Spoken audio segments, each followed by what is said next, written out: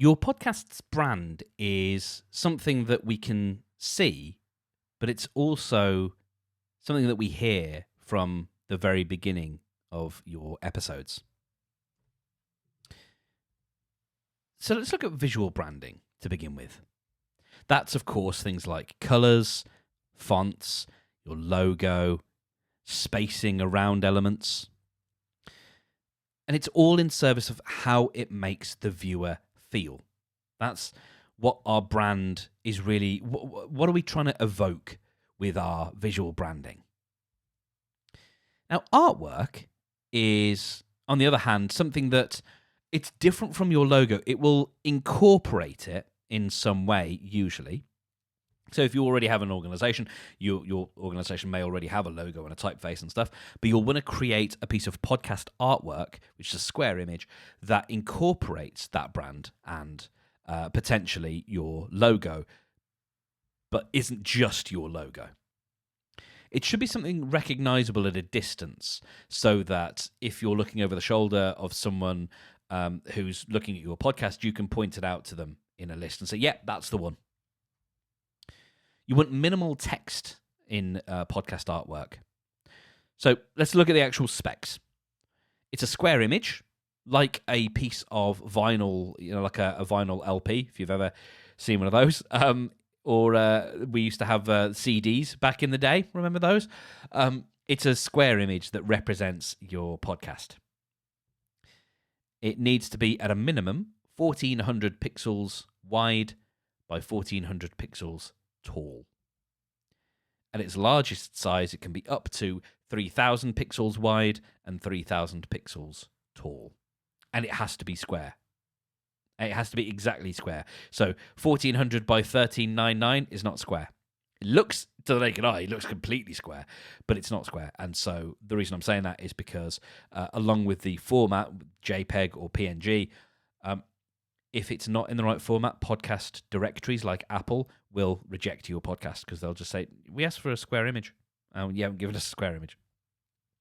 And then RGB is the color space. Now, if any or all of this makes no sense to you, then don't worry. A designer can help you with this. Whether it's someone you've already worked with as part of your brand or whatever, it's all sort of knowable and figure outable. It's a bit fiddly, but not too difficult.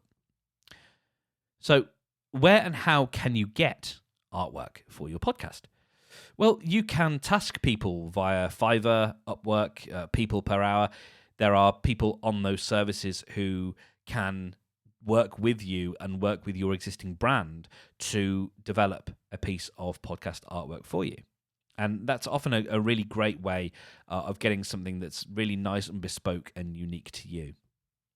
There's also 99 Designs, where designers compete to win the job. So they'll do a little bit of spec work on your on the basis that you've given them of, I like these kinds of images or brands, or I want something like this. You can even upload a sketch and say, can you ever go at doing this? I've done that before. I had a friend make a sketch in pencil, and then I uploaded that sketch, and I found a few designers who could represent it in a way that I liked, and that ended up being my previous company's mascot for many years.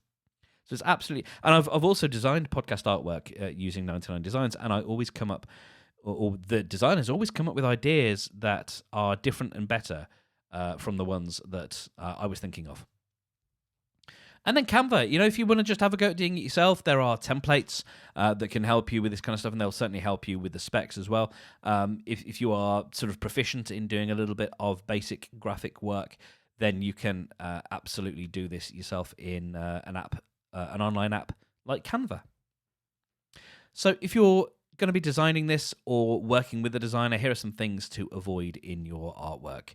You want to keep to a bare minimum busy or complicated patterns, because if you think about something stripy or check, that strobes very quickly, so it becomes quite unpleasant to look at a smaller scale because of the way computers work, especially with things like checks. And thin stripes can make the eyes go a little bit doolally at a smaller scale. So things like that, try and just don't include them.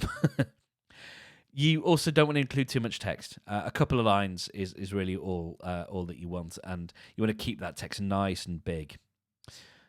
Don't have more than 2 typefaces, because then it just starts to look like you don't really have a brand. Maybe a thin typeface and a thick typeface can be quite good. Maybe there's a serif font. That's the one with the sort of nice little edgy bits. That can work nicely for a title, and then a sans serif font, which is the smoother one that doesn't have all those little edgy bits.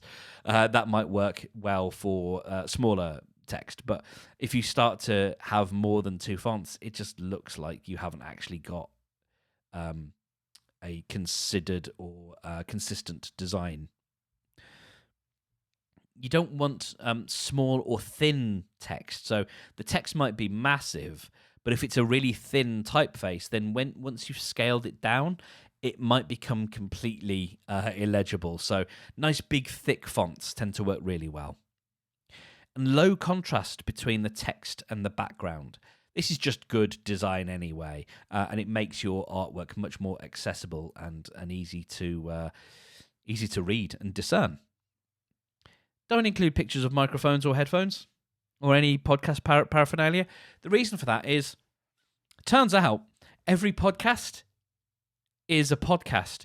So every podcast in Apple Podcasts or Spotify is a podcast. So it's not novel that it's a podcast. So if you imagine Alban Brooke of Buzzcast, or of the hosting company Buzzsprout, has talked about this at length. If you imagine the film Bad Boys, the poster for the film Bad Boys, it doesn't have a film camera as the poster. Yeah, it was made with a film camera, but it doesn't. It has the faces of the people who are in the film. Now, a caveat on faces is, unless you're really famous, which, with all the love and respect in the world, I doubt you are.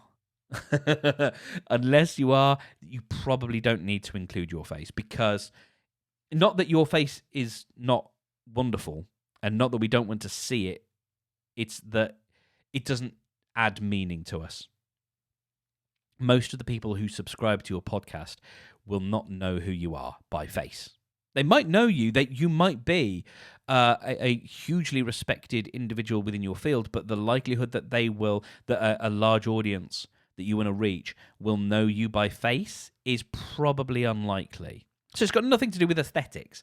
It's simply to do with the meaning it conveys. Your face may not convey the meaning of what the podcast is. So it's probably not something that you need to include. Now, we do, as a human species, we do like faces.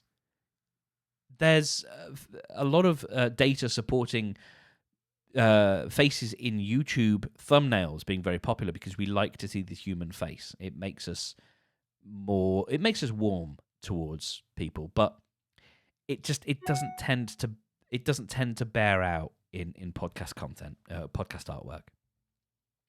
So here's 3 examples. The first one is someone who's used their face, and that's because Kara Swisher is quite well known, and so she can get away with it. And also, I wouldn't tell Kara Swisher what to do in any circumstances, because she'd belt me.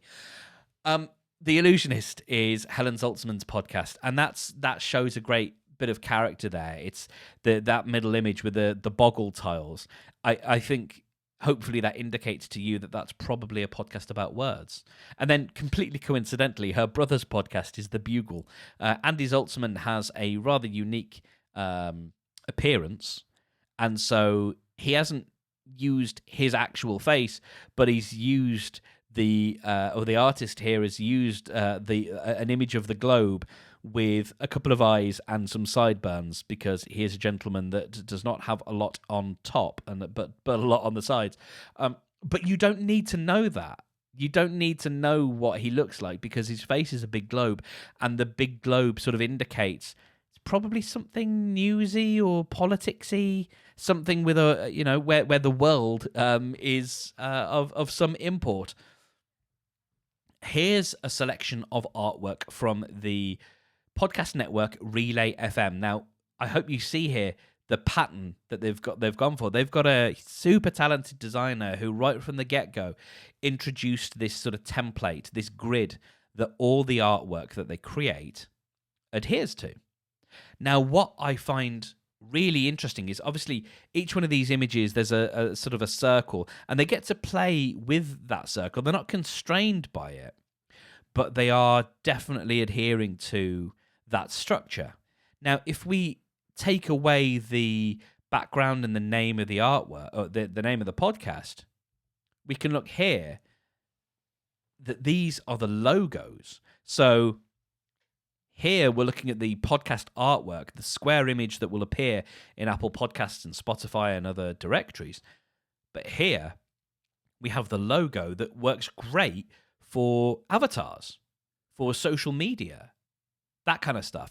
It's for a little icon that appears in the browser window on the website. This is a great representation of the podcast that could go on a T-shirt, for example. So this is the brand in action. So what we're seeing here is a really great idea and design of a logo that then is supported by the artwork, or the artwork supports the logo. So that's the visual stuff. Let's now have a think about your audio brand, the sonic branding of your podcast. This is established from right at the beginning of your audio. Your first 30 seconds of your latest episode are the most important in your podcast, because Apple Podcasts prioritizes the listener hearing the latest episode. If they search for your podcast and find it, they see a massive play button, which is the latest episode. And so that will obviously start from 0. So you set out your stall right from that first moment of your latest episode. You can establish that brand using music, and we'll talk about music in a bit more detail. There's also how your speech, how the first person speaking interacts with that music is also part of the brand. And then how you introduce the show. Whether we're thinking about that cold open, then maybe there's a bit of music. How does your speech interact? And then what energy are you bringing as the host of the show? Is it something that is sort of pleasantly predictable? When we looked at formats earlier and structure, there is that comfort in a structure, comfort in a format. Do you have something where we know when we hear a certain bit of music, whether it's a transition or whether it's... I'm a fan of using the same piece of music at the beginning and the end. I used to do this in my radio shows. I would use the same music, the same sort of theme music at the beginning of a 2-hour radio slot and then right at the end, because it gives the listener a lovely sense of, we've come in for a landing, everything's sort of gone full cycle, and it feels really satisfying. So that sort of pleasant predictability is also part of your audio brand. And it's something that can evolve over time. You don't have to get this right now, and it doesn't have to be perfect right now. As much as I'm saying this is useful stuff to explore and it's valuable, don't feel under pressure to, or certainly don't make this something that keeps you from shipping, because you can absolutely evolve this over time. And it just will anyway. It naturally will. So here is an example of a show. So I mentioned Alban Brook. He is one of the presenters of this show, Buzzcast, from the media host Buzzsprout. They're a company that will take your audio and make it distributed to podcast apps. And they have this show where they talk about podcasting, and they talk a little bit about their company as well. And they have this lovely cold open, this sort of... I mentioned before about cold opens in that they can contain audio from later in the episode, or they can contain an outtake, and that is what Buzzcast does. So have a listen to this and pay close attention to how the music punctuates the start of the episode. So we have a new #1 podcast directory / listening app. Say it again. Nailed it. Here we go.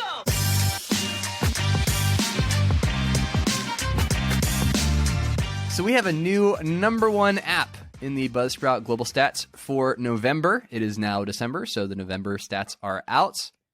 So I wasn't including that because I wanted to make fun of someone slipping up. It's a great, that introduction with that music that punches through and goes, here we go, and then we get that beat.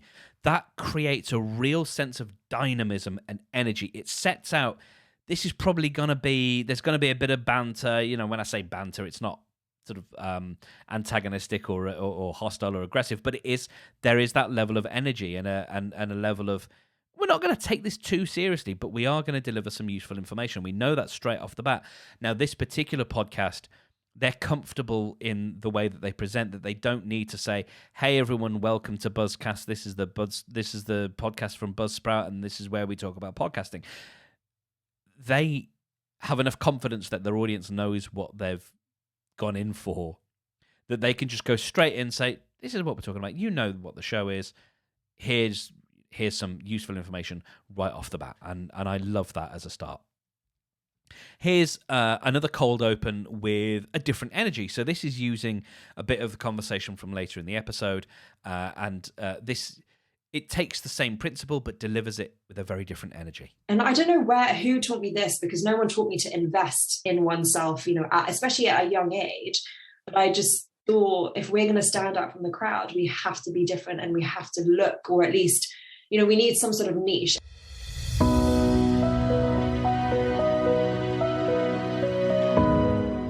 Welcome to the My Small Business and Me podcast with Rona Wielden.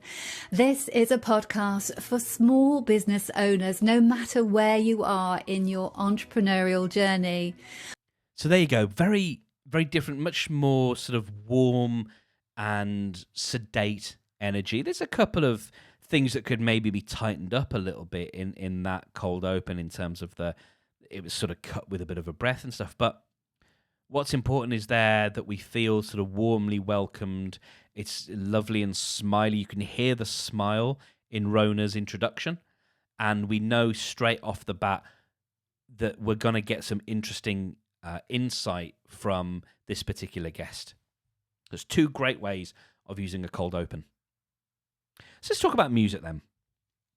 Music, as we looked at there, we're talking about energy levels. The music that you choose should match your energy level, the energy that you bring as the host of the podcast. So if you're sort of, quite laconic and chilled and maybe a bit casual in the way that you show up to the mic, then you probably don't want some thumping dubstep, because it's just not going to work, right? It's going to drown out your voice. Whereas if you're big and dynamic and, hey, welcome to the show, you probably don't need a piece of classical music. It's just going to feel incongruous. You do want to pick something distinctive.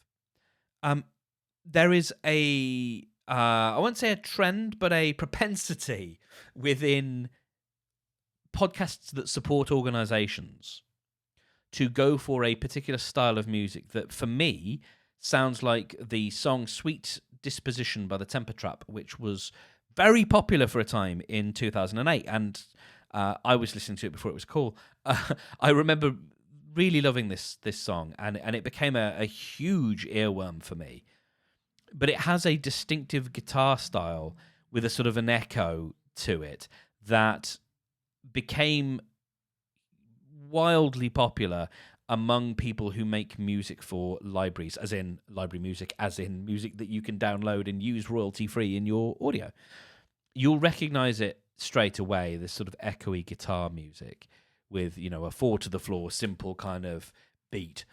And it's super common, and I want you to try and avoid that. And try and find something that you think not everyone's going to enjoy, because the chances are that the people who enjoy it will enjoy it far more than just the generic sort of nothing kind of music, almost the sort of Muzak kind of music.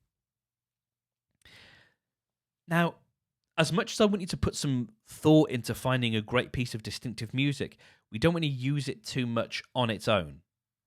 So if we think about that Buzzcast example, that Here We Go track, there's a good bit of dynamism and energy and character in that piece of music, but it's only there for 4 seconds, something like that. It's not, we don't hear it unaccompanied for very long.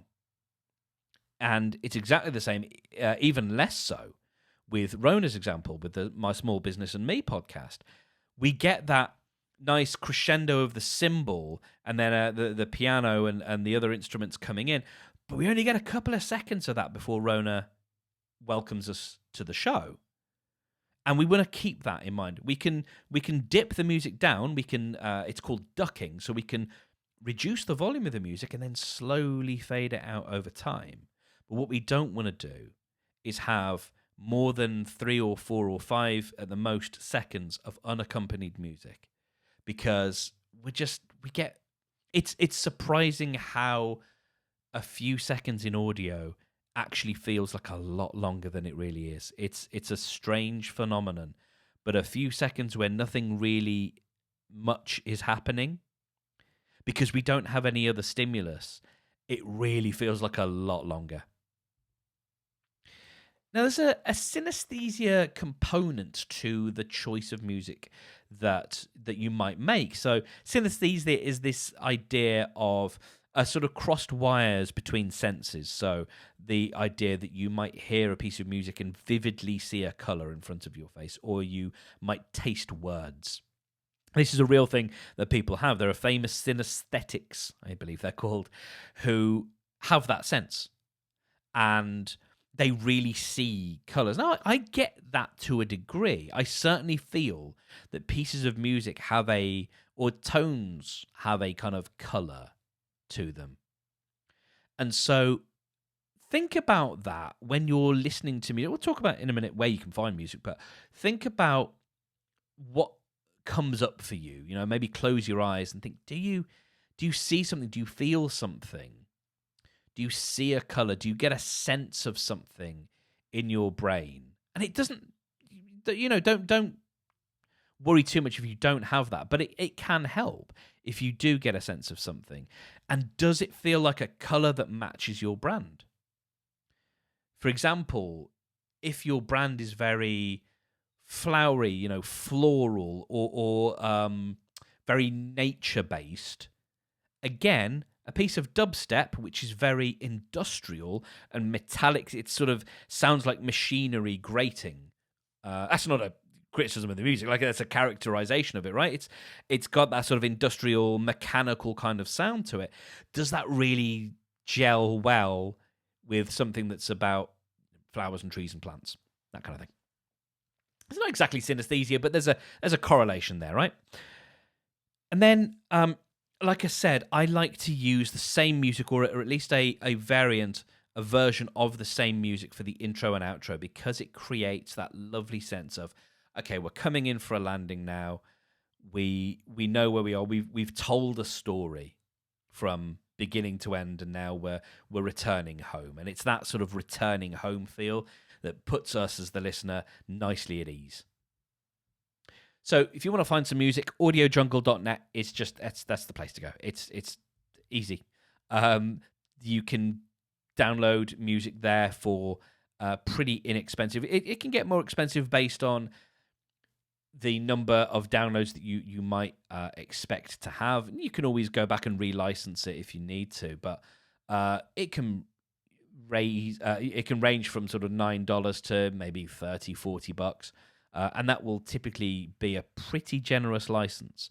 Now, I subscribe to their sister service, which is called Envato Elements, and I use that for all sorts of things. So for a really reasonable monthly subscription, I get access to lots of the library of Audio Jungle. Not all of it, but a lot of it. And there's also stock imagery, there's stock photography, there's WordPress templates, there's all sorts of stuff that I get access to. And what's wonderful is the licensing on that subscription, because they know they're getting my money every month. The licensing is a lot more generous. So they basically say, listen, don't worry about the number of downloads. We're not tracking that. We know that you're paying for it every month. So if it feels economical to you, if you can use, because you get access to illustrations and photos and stock video, which can be really useful for making little promo videos for your show, all that kind of stuff. If that feels like it's useful to you and you've got maybe $20 to spare, I would recommend it. But if you don't want to do that, if you just want to buy a track outright, then audiojungle.net is absolutely the place to go. And music is optional. You don't have to include music. You really don't. There are some excellent podcasts that don't use it at all. If that's not something you want to include or worry about, then don't. You're perfectly fine to not worry about it. Okay, so some homework then. I want you to go out and collect some colours and some images and some fonts and maybe put them in a mood board. Use something like Pinterest and just start pinning those things to a mood board so that you can start to create a sense of a brand that is pleasing to you, or something that supports your existing brand. Then have a go at recording an intro for your podcast on your phone. Again, like our early examples, no one else has to hear this. This is just for you to try and match the energy that you're going to bring so that you can find, if you do want to use some music, you can find the music that matches that energy. So check out Audio Jungle, go and search for some music and see, sort of play it alongside your intro. And make sure that the intro you're recording is representative of the one that you want to record. Like, actually go for a take that feels real, that feels, this is how I want to present my show. And then go and find some music and see how you can match it. See if you can integrate the music and your speech so that maybe there's a bit of brass that hits after sort of 6 seconds. And that could be a nice bit of punctuation, like that "here we go" sample that we heard in Buzzsprout, in the Buzzcast. Like, if there's a bit of character to the music, does your intro get to play with that? And just have a bit of fun for a bit. You don't have to sort of download any software. You literally just have a think with the music. How does it play with the intro? And just enjoy that and just experiment for a bit. So once you've done that, we'll have a look at naming your podcast.